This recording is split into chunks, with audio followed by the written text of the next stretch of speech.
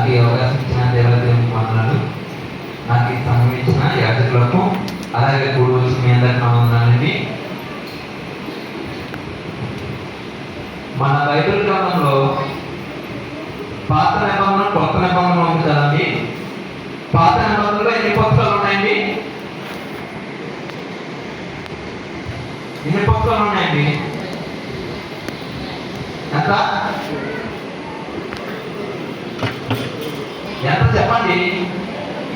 39. కొత్త నిబంధనలో 27. అయితే పాత నిబంధనలో ఒకే అధ్యాయం ఉన్న పుస్తకం ఎన్ని ఉన్నాయండి?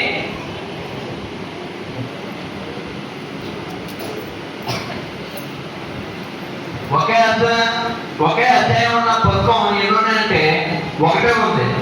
అదేంటంటే ఉపధ్య. ఏంటండి? ఉపధ్య. అలాగే కొత్త నిబంధనలో ఒకే అధ్యాయం ఉన్న పుస్తకాలు ఎన్ని ఉన్నాయండి? 4 ఉన్నాయి. ఆ 4 ఏంటంటే యాకోబు రాసిన పత్రిక, యోహాను రాసిన 2వ పత్రిక, యోహాను రాసిన 3వ పత్రిక, ఫిలెమోను రాసిన పత్రిక. ఈ 4 పత్రికలు ఒకే అధ్యాయం ఉన్న పుస్తకాలండి. అయితే దీంట్లో మనం ప్రత్యేకంగా దేని గురించి తెలుసుకోబోతున్నాం అంటే ఫిలెమోనుకు రాసిన పత్రిక గురించి మనం తెలుసుకోబోతాం. అసలు ఈ ఫిలెమోనుకు రాసిన పత్రిక ఎవరు రాశారు? ఎందుకు రాశారు? ఎవరి గురించి రాశారు? దేని ఉద్దేశించి రాశారో మనం తెలుసుకుందామండి. ఫిలెమోనుకు రాసిన పత్రిక ఎవరు రాశారంటే అపోస్తలుడైన పౌలు గారు రాశారు. అసలు అపోస్తలుడైన తర్వాత తను ఏం చేశాడంటే మోషే రాసిన ధర్మశాస్త్రాన్ని అవకాశం పట్టినవాడు, అంటే బాగా చదువుకున్నవాడు. మోషే రాసిన ధర్మశాస్త్రం ఏమిటంటే ఆదికాండము, నిర్గమకాండము, లేవియకాండము, సంఖ్యాకాండము, ద్వితీయోపదేశకాండం. ఈ 5 కాండాలని ఏమంటారంటే ధర్మశాస్త్రం అంటారు. వీటిని అవకాశపరిచిన వ్యక్తి ఎవరంటే సౌలు. అయితే ఇతను రోమేల దగ్గర ఉంటూ తాను ఏం చేశాడంటే రోమేలు ఇచ్చిన అధికారంతో ఒక డాక్యుమెంట్ రాయించుకుని ఎవరైతే క్రీస్తుని వెంబడిస్తున్నారో, ఎవరైతే క్రీస్తుని పూజిస్తున్నారో వారిని హింసించడానికి, చంపడానికి సౌలు ఎక్కడికి వెళ్ళాలంటే దమస్కు మార్గాన్ని వెళ్తుండగా దేవుడు ఎప్పుడైతే సౌలును దర్శించాడో, ఎప్పుడైతే సౌలును సంధించాడో అప్పుడు సౌలు ఎలా మారాడంటే మారుమనసు పొందాడు, రక్షణ పొందుకున్నాడు. తాను అపోస్తలుడైన పౌలుగా మారాడు. ఎలా మారాడండి? అపోస్తలుడైన పౌలుగా మారాడు. తర్వాత తాను ఎన్నో పత్రికలు రాశాడు.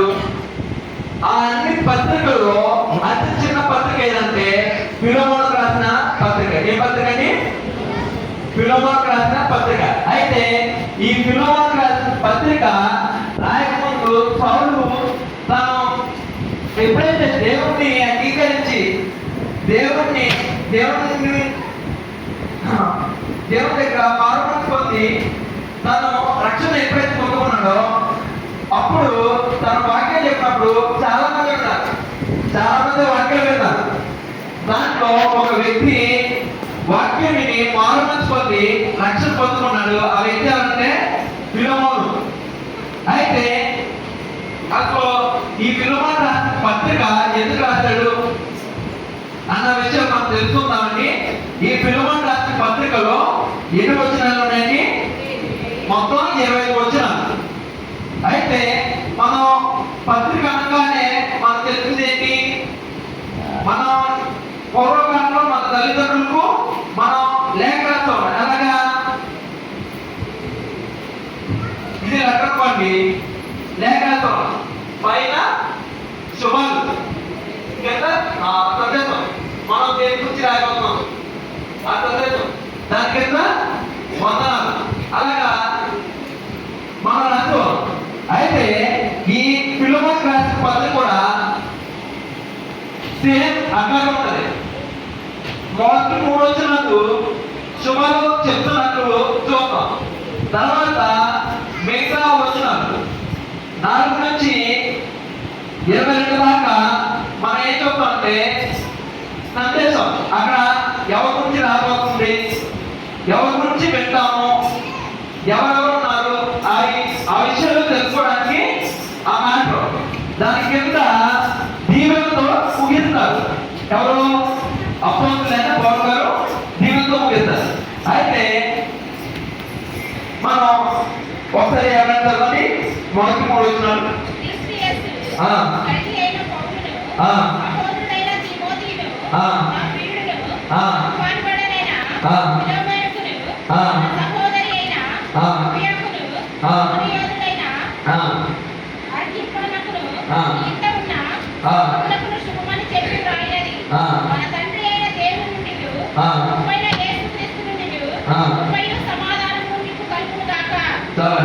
ఇక్కడ మనం చూస్తూ ఉంటే ఇక్కడ 2 వ్యక్తులు కనిపిస్తున్నారండి. ఇక్కడ చాలా వ్యక్తులు కనిపిస్తున్నారు కానీ మనం తెలుసుకోవాల్సింది 3 వ్యక్తుల గురించి. వారిలో 2 వ్యక్తుల గురించి మనం చూస్తున్నాం. మొదటి వ్యక్తి ఎవరని? పౌలు. ఇక్కడ మొదటి వచ్చి మనం చూస్తామంటే క్రీస్తు యేసు ఖైదైన పౌలు. మనం ఈ మాట ఈ చిన్న పదాన్ని చూసినప్పుడు మనకు ఒక డౌట్ రావచ్చు. ఏంటి అసలు క్రీస్తుకి పౌలు ఎక్కడ ఖైదయ్యాడు ఏంటి అని మనం తెలుసుకున్నప్పుడు తను ఎప్పుడైతే దమస్కు మార్గాన్ని వెళ్తున్నప్పుడు క్రైస్తవ నివసించడానికి ఎప్పుడైతే దమస్కు మార్గాన్ని వెళ్తున్నప్పుడు దేవుడు అతన్ని ఎప్పుడైతే దండించాడో అప్పుడు పౌలు ఏం చేశాడంటే మారుమనసు పొందాడు. తర్వాత రక్షణ పొందాడు. రక్షణ పొందగానే పౌలు చేసిన మొదటి పని ఏంటంటే క్రీస్తుని రుచి చూచాడు. ఏం చేశాడని? క్రీస్తుని రుచి చూచాడు. తాను ఎప్పుడైతే రుచి చూచాడో అప్పుడు తాను ఎప్పుడైతే రుచి చూచాడో ఇక్కడ వచ్చిన మనం చదువుతుంటే క్రీస్తు యేసు ఖైదీగా పౌలు మారాడు. యేసు క్రీస్తుని ఎప్పుడైతే తాను జీవితంలో యేసు క్రీస్తుని ఎప్పుడైతే అంగీకరించి ఆయన ఎప్పుడైతే రుచి చూచాడో అప్పుడు ఎలా మారాడని? క్రీస్తునకు ఖైదీగా మారాడు. అలాగే మనం అదే వచ్చిన మనం చదువుతుంటే ఫిలోమోను అలాగే అపియాకును అరికిపకును ఈ ఇంట్లో ఉన్న సంఘం. ఈ సంఘం ఎవరంటే ఫిలోమోను కొలసీలో ఉన్నారండి. కొలసీ పట్టణంలో ఉన్నప్పుడు ఎప్పుడైతే పౌలు వాక్యం చెప్తున్నారో ఇతను ఎవరు? ఫిలోమోను మారుమనసు పొందారో రక్షణ పొందారో ఆ తర్వాత కొలసీలో సంఘం కొలసీలో ఉండేవాడు. అయితే మనకి మనమైతే ఈ గొప్ప మందిరంలో 500 మంది కూడి ప్రార్థిస్తాం. కానీ అప్పుడు కాలంలో మందిరం ఉండే కాదండి. అప్పుడు కాలంలో వీళ్ళందరూ ఎక్కడ ప్రార్థన చేసేవారంటే ఎవరైనా చనిపోయిన ఇంట్లో కానీ ఒక చోట ఏదైనా ఎవరు రాని ప్రదేశంలో కానీ వెళ్ళి ప్రార్థించుకునేవారు. అక్కడే అందరూ కూడుకొని దేవుడిని స్తుతించేవారు. అలాగే ఒకసారి మీరందరూ ఎక్కడ కూడుకున్నారంటే ఫిలోమోను ఉన్న ఇంట్లో ఒక సంఘంలో కూడుకొని అక్కడ ప్రార్థన చేసేవారు. అయితే ఆ ఫిలోమోను అన్న వ్యక్తి ఎలాంటి వాడంటే బాగా ధనవంతుడు. ఇక్కడ పౌలు గారు ఏం చెప్తున్నారంటే ఫిలోమోనుకు అలాగే అపియాకును అరికిపకును సంఘం అంటే ఏంటంటే ఈ ఫిలోమోను ఎక్కడైతే ఉన్నాడో ఫిలోమోను ఇంట్లో సంఘాన్ని ఎప్పుడైతే కట్టబడిందో ఆ సంఘానికి శుభాలు చెప్తారు. ఎవరు? అపోస్తలులైన పౌలు గారు వీరికి శుభాలు చెప్తారు. మనం ఇప్పుడు ఎంతమంది వ్యక్తులు చూసుకున్నామండి? 2 వ్యక్తులు చూసుకున్నాం. ఎవరు? అపోస్తలులైన పౌలు గారు అలాగే ఫిలోమోను గారు.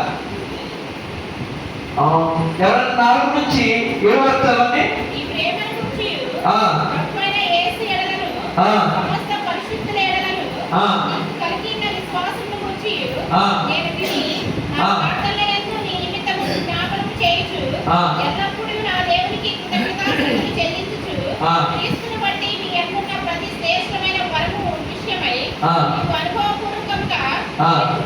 ఎరుగుట వలన ఆ. ఇతరులు నీ విశ్వాసమందు పాలువారగుట ఆ. అనునది కార్యకారి కావాలి అన్నది ఆ. కావాలన్నది ఆ. వేడుకొనుచున్నాను.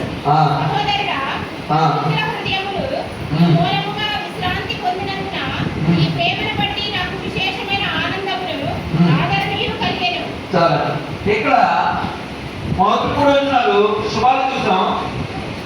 4 నుంచి 7 వచనాలు మనం ఏం చూస్తామంటే ఫిలోమోనులో ఉన్న మంచి లక్షణాలు కొన్ని చూస్తున్నాం. మొదటి మంచి లక్షణం ఏంటంటే ఫిలోమోనుకి దేవుడు ప్రేమ కలిగి ఉన్నాడు. మొదటి మంచి లక్షణం ఏంటంటే ఫిలోమోను దేవుడి ప్రేమ కలిగి ఉన్నాడు. రెండో మంచి లక్షణం ఏంటంటే దేవుని ఎంతో విశ్వాసం కలిగి ఉన్నాడు. ఏంటంటే రెండో లక్షణం ఏంటంటే దేవుని ఎంతో విశ్వాసం కలిగి ఉన్నాడు. మూడో లక్షణం ఏంటంటే శ్రేష్టమైన వరములు కలిగి ఉన్నాడు. ఎవరు? ఫిలోమోను గారు. నాలుగో మంచి లక్షణం ఏంటంటే ఈ ఫిలోమోను ఎప్పుడైతే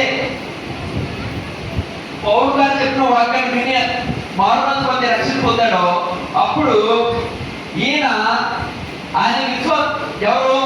దేవుని విశ్వాసంలో పౌలు గారు ఉన్నారు.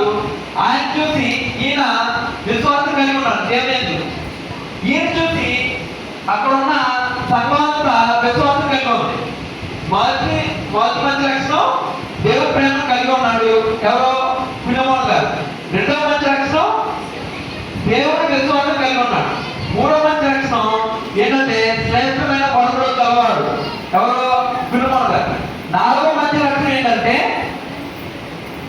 దేవుని ఎందుకు విశ్వాసం కలిగి ఉన్నాయి. ఈ ఫిలోమోను చూసి అక్కడున్న సంఘం అంతా విశ్వాసం కలిగి ఉన్నారు. అలాగే మనం 8 నుంచి 10 వచనాలు చూస్తూ ఉంటే ఇక్కడ ఏమని కనిపిస్తుందంటే ఒకసారి ఎవరైనా చదవండి.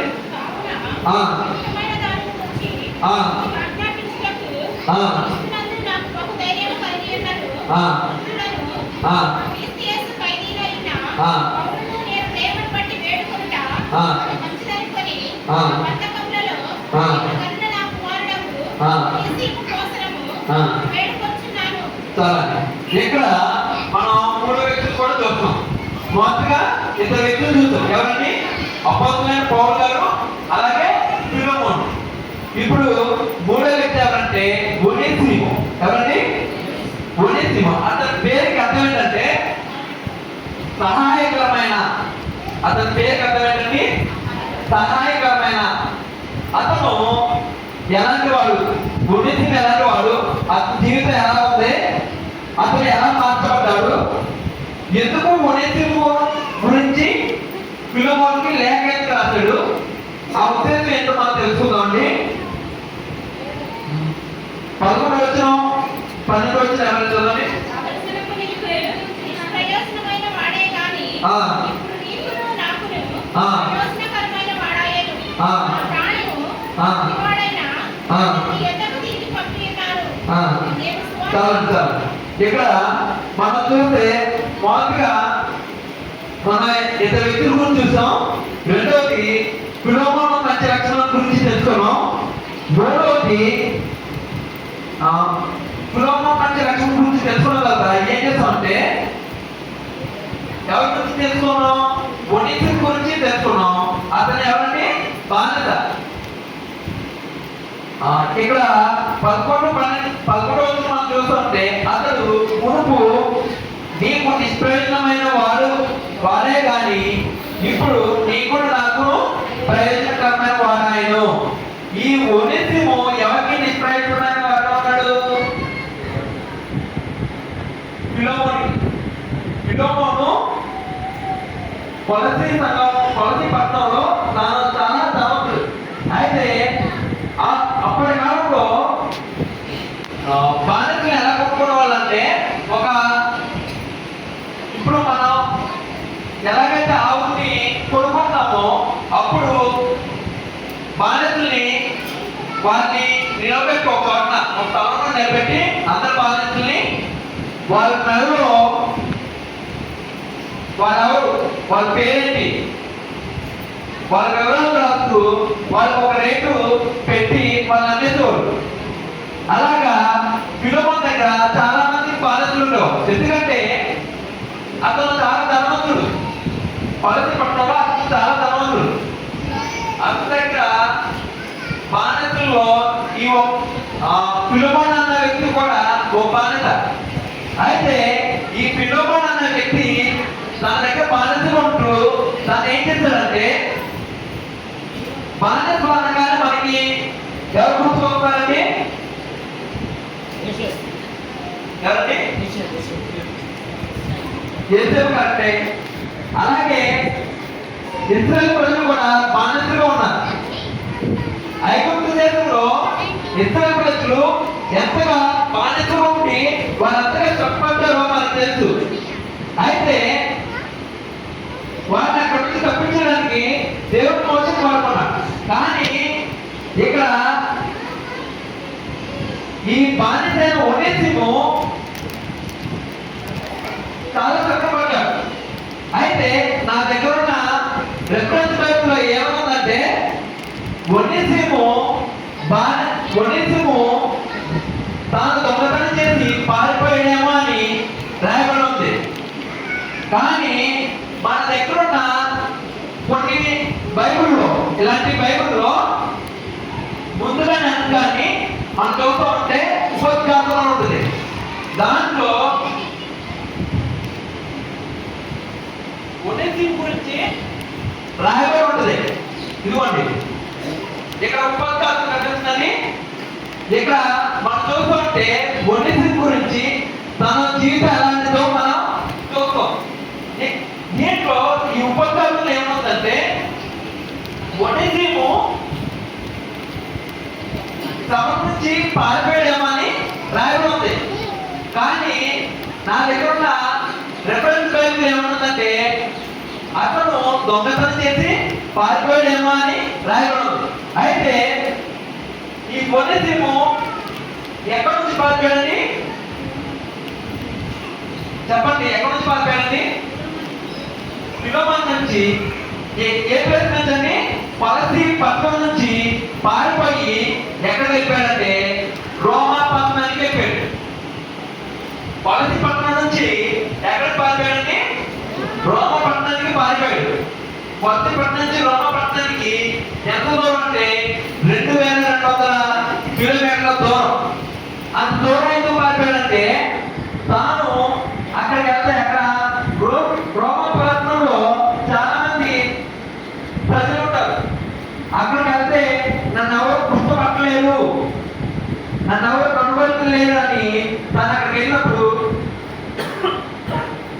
అక్కడ కొంతమంది అతను పట్టుకుని అతను బంధించి చెరసాలలో వేశారు. ఎక్కడంటే ఎక్కడైతే పౌరులు చెరసాలలో ఉన్నాడో అక్కడ చెరసాలు వేశారు.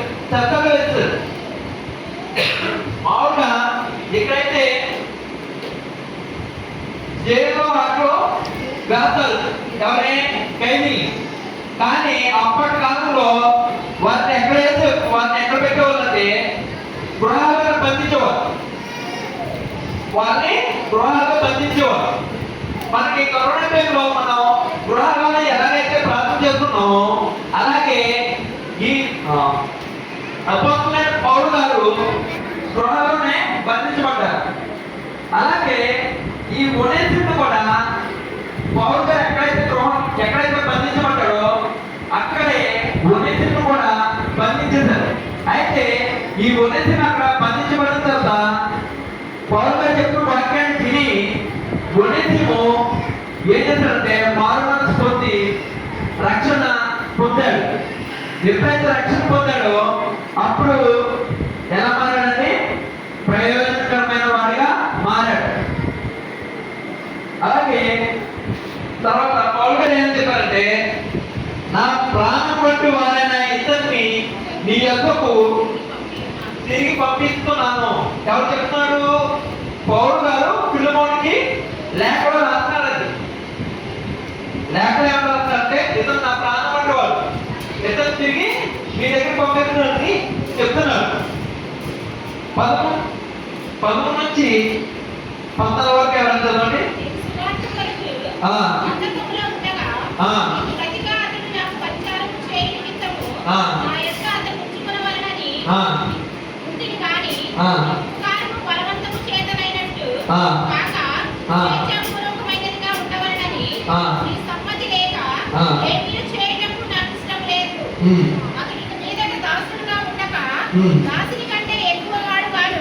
చాలండి. ఇక్కడ మనం 13, 14 వచనంలో చూస్తూ ఉంటే ఇక్కడ ఏమంటే నేను సువార్త కొరకు బందీగా అయ్యాను. ఎవరు బందీగా అయ్యారండి? సువార్త కొరకు అపోస్తులైన పౌలు గారు సువార్త కొరకు బందీగా అయ్యాడు, బంధించబడ్డాడు. బంధించబడిన తర్వాత ఆయన ఏమన్నారంటే ఫిలమోను నేను ఇక్కడ సువార్త కొరకు బందీగా అయ్యాను. ఈ ఒనేసిము నీకు నిష్ప్రయోజనమైన వారిగా ఉన్నాడు, అందులో ముందు నీ దగ్గర ఉన్నప్పుడు ఇప్పుడు నీకు నాకు ప్రయోజనకరమైన వారిగా ఉన్నాడు, ఇతను నా దగ్గర ఉంచుకుంటాను. ఎందుకంటే పరిచయం చేయడానికి ఉంచుకుంటాను అని చెప్పారు. తర్వాత ఏం చెప్పారంటే 14 వచనంలో మన చదువుతూ ఉంటే అక్కడ ఏమంటే ఇతను బలవంతము చేతనైనట్టు కాక ఆ.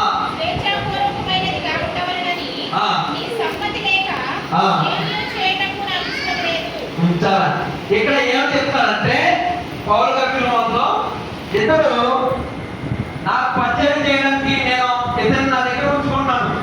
నీకు ఇష్టమైతే నువ్వు సమ్మతిస్తే నేను ఇతన్ని నా దగ్గర ఉంచుకుంటా, లేదంటే వద్దని తాను చెప్తున్నాడు. అలాగే 15 నుంచి 16 వచనాలు మనం చూస్తూ ఉంటే అక్కడికి మీదట దాసుగా ఉండగా దాసుడు కంటే ఆ. ప్రియ సహోదరులారు, ఆ.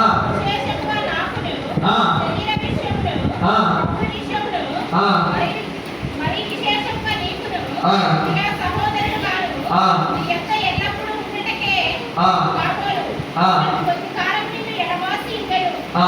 కాబట్టి నీవు చదువుతామండి. ఇక్కడ మనం 15, 16 వచనం మనం చూస్తూ ఉంటే ఏమని చెప్తానంటే అతన్ని దగ్గర పంపిస్తాను. ఎవరిని? ఒడిసిని నీ దగ్గర పంపిస్తాను. పంపించినప్పుడు అతన్ని ఎలా చూడాలని చెప్తున్నాడు? దాసునిగా కాక ప్రియ సహోదరునిగా అతన్ని చేర్చుకో. అతడు నీకు ఎందుకు దూరం అయ్యాడంటే కొద్ది కాలం నీకు ఎందుకు దూరం అయ్యాడంటే ఎల్లప్పుడూ నీతో ఉండాలి అతను కాబట్టి అందుకని ఈ కొద్ది కాలము నీకు దూరం అయ్యాలని చెప్తున్నాను. అలాగే 15 నుంచి 19 వచనాలు మనం చూస్తూ ఉంటే అక్కడ ఏమని రాయబడిందంటే కాబట్టి నీవు నన్ను మీతో వాడివాడుగా ఎంచిన ఎడల ఆ. నన్ను చేర్చుకున్నట్టు ఆ. అతన్ని చేర్చుకొనుము. ఆ. అతడు నీకు ఆ. ఏ నష్టమైనను కలుగజేసిన ఎడలను, ఆ. నీకు ఏమైనా రుణమున్న ఎడలను ఆ. అది నీ లెక్కలో చేర్చుము. ఆ. పౌరులు, ఆ. నేను నా స్వహస్తముతో ఆ. ఈ మాట వ్రాయించున్నాను. ఆ. అది నేనే తీర్చును. ఆ. అయినను ఆ. ఈ ఆత్మ విషయంలో ఆ. నువ్వే నాకు రుణపడి ఉన్నావని నేను చెప్పలేనా? చాలా ఇక్కడ మనం చూస్తూ ఉంటే పౌలు గారు ఏం చెప్పారంటే నీవు నాతో పాలువాడుగా ఉన్నావు, నీవు నాతో పాటు పనిచేస్తున్నావు.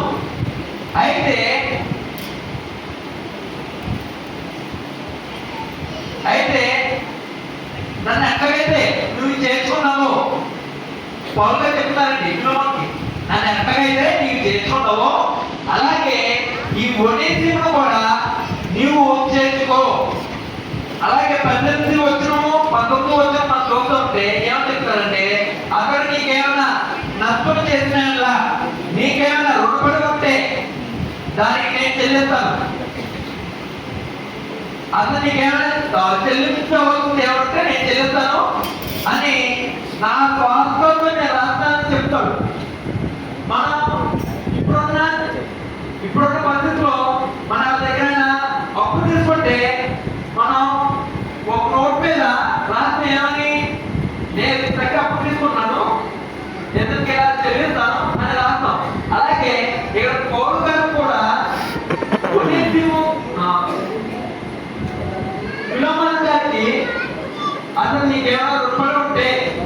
దగ్గర నష్టం చేస్తే నేను దానికి బాధ్యుడిని, అది నేను కడతాను అని అతను రాశాడు.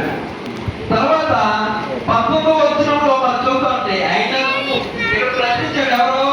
పౌలు గారు ఫిలిమోను గారిని ప్రశ్నించారు. ఏమని? ఆయనను నీ ఆత్మ విషయంలో నీవు నాకు రుణపడి ఉన్నామని నేను చెప్పలేదా అంటే, ఫిలిమోను గారు పౌలు గారు వాక్యం విన్నప్పుడు తను మారుమనసు పొందాడు. మారుమనసు పొందిన తర్వాత రక్షణ పొందాడు. అందుకు దాని గురించి చెప్తాను. ఎవరో? పౌలు గారు. నేను ఈ పొటెన్షియల్ నీకు నష్టం చేస్తా, లేదంటే నీకు రుణపడున్నా, దానికి నేను బాధ్యత నేను కడతాను అని చెప్పాడు. దాంతో పాటు ఏమని చెప్పాడంటే, అయినను నీ ఆత్మ విషయంలో నీవే నాకు రుణపడి ఉన్నామని ప్రశ్నించాడు. అలాగే 25 నుంచి 22 వరకు చూస్తా ఉంటే ఇక్కడ ఏమని రాయబడిందంటే, అవును సహోదరుడా, ప్రభువునందు నీ వలన నాకు శాంతి కలుగచేయుము. నీవు చెప్పిన దానికంటే ఎక్కువ చేసుకొని నా మాట వినుమని నమ్మి నీకు వ్రాయించున్నాను. అంతేకాదు నీ ప్రార్థనల మూలముగా నేను పరిగణింపబడుతుందని నిరీక్షిస్తున్నాను కనుక నా నిమిత్తము సిద్ధము చేయుము. ఇక్కడ మనం చూస్తూ ఉంటే ఇక్కడ ఏం కలుగుతుందంటే,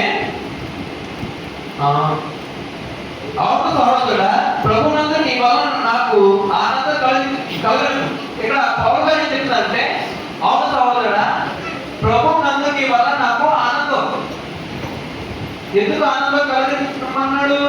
ఎందుకు తన హృదయానికి శాంతిని కలిగేమని చెప్తున్నాడు? ఎందుకంటే నేను చెప్పిన దానికంటే నీవు మరి ఎక్కువగా చేయకు అని ఇక్కడ పౌలు గారు ఫిలిమోను గారికి చెప్తున్నారు. ఏమని? నేను చెప్పిన దానికంటే నువ్వు ఎక్కువ చేస్తావు, నువ్వు దేవుని నమ్మిక ఉన్నావు, నువ్వు కొన్నింటిని చేరచేసుకుంటావు, దాంట్లో కాకుండా ప్రియ సహోదరుగా చేర్చుకుంటావు. అలాగే మనం చూస్తే పౌలు ఏమంటాడంటే, కొన్నింటి గురించి నేను బంధకంలో నేను కన్నా నా కుమారుడని అని చెప్తాడు. అలాగే అతను నా ప్రాణం పట్టి వాడని చెప్తాడు. ఇలా చెప్పి ఏం చెప్తాడంటే, నువ్వు అతన్ని చేర్చుకుంటావని నాకు తెలుసు, నువ్వు అది నేను చెప్పిన దానికంటే నువ్వు ఎక్కువగా చేస్తావని చెప్తున్నాడు. అలాగే 22వ వచనం మనం చూస్తూ ఉంటే ఇక్కడ ఏమని చెప్తున్నారంటే, నీ ప్రార్థన మూలంగా ఏంటండి? నీ ప్రార్థన మూలంగా నేను మీకు అనుగ్రహించబడుతుందని నిరీక్షించున్నాను కనుక నా నిమిత్తము భద్రత చేయను. ఇక్కడ పౌలు గారు ఏం చెప్తారంటే, ఈ ప్రార్థన వల్ల నేను బంధించబడ్డాను.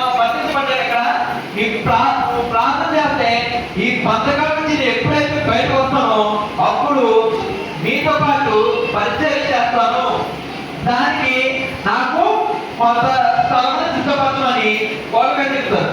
అలాగే 23 నుంచి 25 వరకు మనం చూస్తుంటే ఇక్కడ వందనాలతో ముగిస్తున్నారు.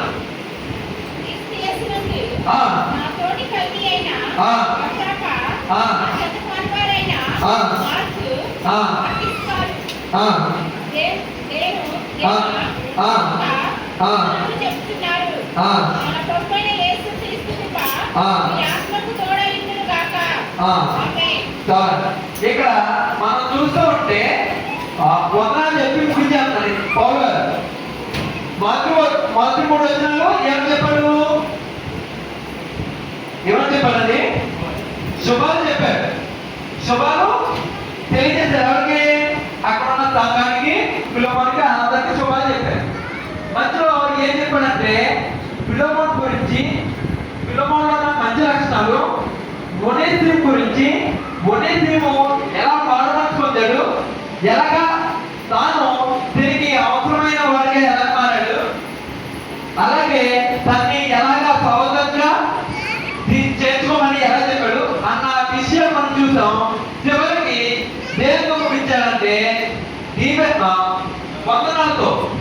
వందనాలతో ముగించాడు. అయితే మన ఈ ఫిలమోన్ రాసిన పత్రికలో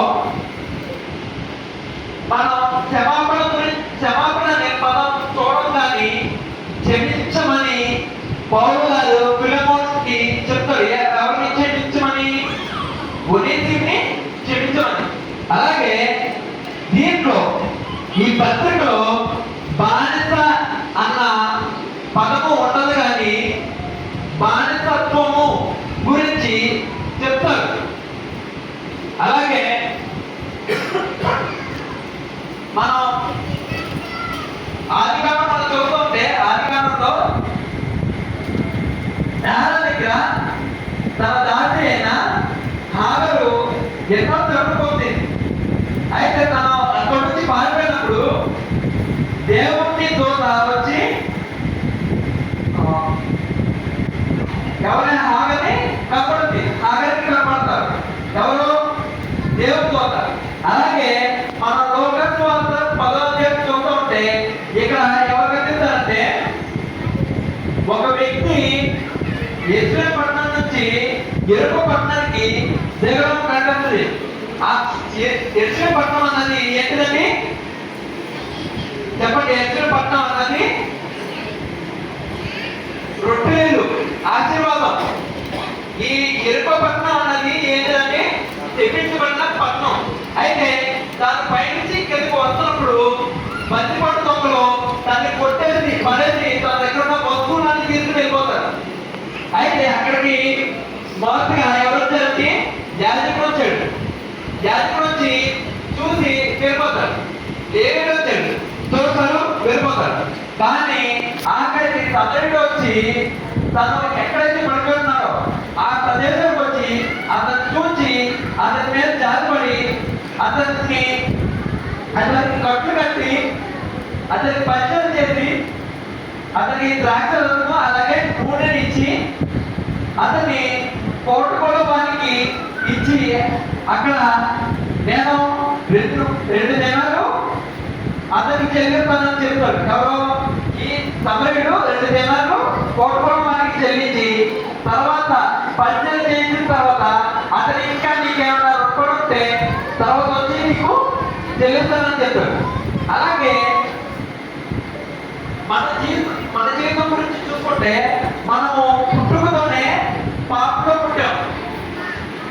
అయితే దేవుడు తన స్థితిని విడిచిపెట్టి తను ఎక్కడ వచ్చాడంటే పాపం స్థితిలో పడుతున్న మనలను రక్షించడానికి, పాపం నుంచి మనల్ని విడిపించడానికి తాను మనం ఎక్కడైతే పడిపోయామో అక్కడికి వచ్చి చూసి జారిపడి తను ఏం చేశాడంటే మనకి తగిన గాయానికి కట్లు కట్టి మనకి పరిచయం చేసి మన తోడుగా పరిశుద్ధాత్మని పంపి ఎక్కడ పెట్టాడంటే కోటకొలవాన్ని ఇంట్లో ఉంచాడు. ఈ కోటకొలవాన్ని ఇల్లు అంటే ఎవరికి సాదృశ్యం అంటే సంఘానికి, యాజకుడికి సాదృశ్యం. యేసుక్రీస్తు మనల్ని రక్షించడానికి తాను పరలోకాన్ని విడిచిపెట్టి మన కొరకు వచ్చి మనల్ని రక్షించి మనకున్న గాయాలు కట్టి మనల్ని సంఘానికి ఇచ్చి ఏమని చెప్తానంటే ఇతనికి 2 దినాలు చెల్లించాను అని చెప్తూ తర్వాత నేను తిరిగి వస్తాను, అప్పుడు ఇతను నీకేమైనా రుణపడి ఉంటే దానికి నేను చెల్లిస్తానని దేవుడు చెప్తున్నాడు. ఎప్పుడైతే ఇక్కడ మనం ఈ పత్రికలో మనం చూస్తుంటే ఏమవుతుందంటే పౌలు తన స్వాస్థాలతో ఒనేసిము ఫిలమోనుకి రుణపడి ఉన్న తన రుణాన్ని తీసివేస్తారు. ఎవరు తీసివేస్తారండి? పౌలు గారు, అపోస్తులైన పౌలు గారు తీసివేస్తారు. అలాగే ప్రభువైన యేసుక్రీస్తు మన పాపాలని ఎలాగా తీసివేస్తారంటే శిలువ మీద తన స్వరత్వాన్ని ఇచ్చి మనల్ని పాపం నుండి విడిపించారు. మనం ఇప్పుడు పాపం కాదండి, తన కుమారుగా మనం చేశారు. ఎప్పుడైతే మనం ఈ వాక్యాన్ని బట్టి నడుచుకుంటామో, ఎప్పుడైతే మనం ఈ వాక్యాన్ని చదువుతూ ఎప్పుడైతే జీవిస్తామో అప్పుడు మనం ఎవరి వల్లే ఉంటామంటే ఆయన బిడ్డగా ఎవరు యేసుక్రీస్తు కుమారుగా మనం ఉంటాము, దేవుని కుమారుగా మనం ఉంటాము. మనము ఎప్పుడైతే ఈ వాక్యాన్ని బట్టి జీవించకుండా మన జీవితాలు లోకాన్ని బట్టి ఉంటాయో అప్పుడు మనం ఎలా ఉంటామంటే పాపంగా ఉంటాం. అందువల్లనే దేవుడు ఏం చేశాడంటే మనల్ని కడగడానికి, మనల్ని పాపం నుంచి విడిపించడానికి తన స్వరక్తాన్ని మన సమాజంలో పెట్టాలి. ఆఖరి రక్తము బొట్టు వరకు తన మన కొరకు ఎంతో శ్రమ పడ్డాడు. ఇక్కడ దేవుడు మనల్ని రక్షించడానికి తన రక్తాన్ని దారిపోసి మనల్ని కాపాడతారు. అలాగే మనం ఆగరు తను చాలా దగ్గర నుంచి వచ్చేస్తుంది. దేవుడి ముందు తను పట్టుకుంది ఎవరిని ఆగని. అలాగే ఇక్కడ పౌలు గారు ఒనిసిము గురించి ఫిలోమోనుకి ఇతన్ని క్షమించమని, ఇతన్ని విడిచిపెట్టమని తను ఏం చేశాడంటే ఇతని పొందుగా ఎవరికి ఒనిసిముకి పొందుగా పౌలు గారు ఫిలోమోనుకి వెల చెల్లిస్తారండి. అలాగే ఇక్కడ మన జీవితంలో మన కొరకు దేవుడు తన రక్తాన్ని చిందించి మన పాపాలని తీసివేయడానికి తను ఏం చేశాడంటే తన రక్తాన్ని వెల చెల్లించి మనల్ని కొన్నాడు. అయితే మనం ఏం చేయాలంటే మనము ఎప్పుడైతే మన స్థితిని విడిచిపెట్టి మన పాప స్థితిని మనం లోకంగా జీవించకుండా ఎప్పుడైతే ఈ వాక్యాన్ని బట్టి జీవిస్తామో, ఎప్పుడైతే ఈ వాక్యాన్ని మన హృదయంలో ఉంచుకొని ఈ వాక్యాన్ని బట్టి మనం ఎప్పుడైతే నడుచుకుంటామో అప్పుడు ఎలా ఉంటామంటే పౌలు గారు ఒనేసిము గురించి కొన్ని విషయాలు చెప్పారు. ఏమని? ఇతడు నేను కన్నా నా కుమారుడు, ఇతడు నా ప్రాణం వంటివాడు, ఇతను సహోదరుగా చూడని ఏ మాట అయితే చెప్పాడో ప్రభువైన యేసుక్రీస్తు కూడా ఏమని చెప్తున్నారంటే ఇతడు నా కుమారుడు, ఇతని కొరకు నేను ప్రాణం పెట్టాను. ఇతడు రక్షించబడాలంటే పాతకాలంలో గొర్రెల్ని మేకల్ని బలిస్తే కానీ రక్షణ వచ్చేది, వారి పాపలు క్షమించబడేది. కానీ ఇప్పుడు దేవుడు ఆల్రెడీ తన రక్తాన్ని ఇచ్చేశాడు, మన పాపలు క్షమించబడి. కానీ మనం ఎలా ఉన్నామంటే ఇంకా లోకంలో జీవిస్తాం.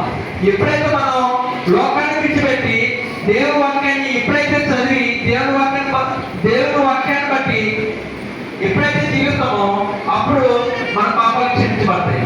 దేవుడి ఈ వాక్యాన్ని దీవించుగాక. ఆమేన్.